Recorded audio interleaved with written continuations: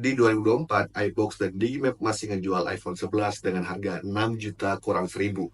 Meskipun di Apple Store itu iPhone 11 udah nggak ada. Pertanyaannya, masih layak nggak iPhone 11 ini di 2024? Dan masih worth it nggak kita beli baru iPhone 11 di 2024?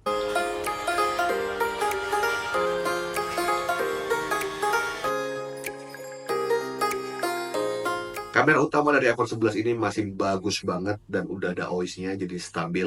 Ngerekam saya 4K juga nggak masalah. Tapi kalau kamu mau sering ngerekam pakai 4K, ya saranku jangan beli yang 4 GB.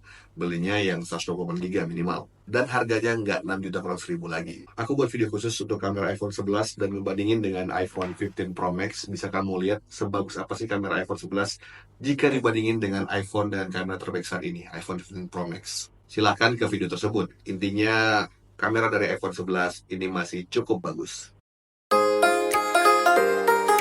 Dan aku pakai dan beli iPhone 11 ini di tahun 2022, awal tahun.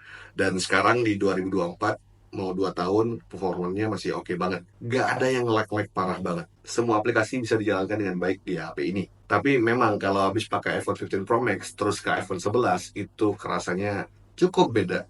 iPhone 11 layarnya masih HD, belum Full HD. Intinya gambarnya itu nggak sebagus dan sejernih iPhone 15 Pro Max. Selain itu, refresh rate-nya masih 60Hz yang nggak sesmooth HP yang udah 120Hz. Tapi apakah hal itu pengaruh? Pengaruh, tapi nggak terlalu signifikan.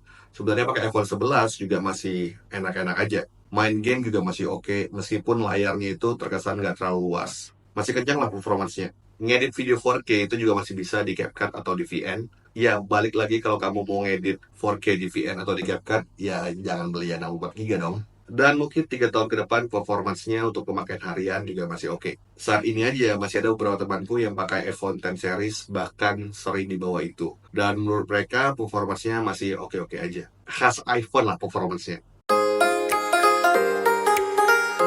Meskipun HP ini dirilis tahun 2019, secara desain ini masih long lasting banget.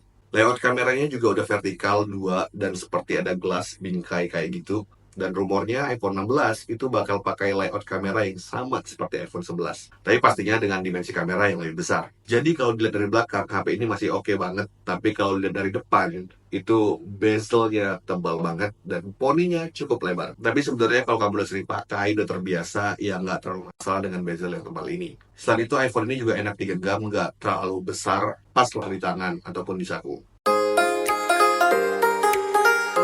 Baterainya bisa cukup seharian dengan syarat kalau kamu pakai automation, itu di 30% itu kamu buat low power mode.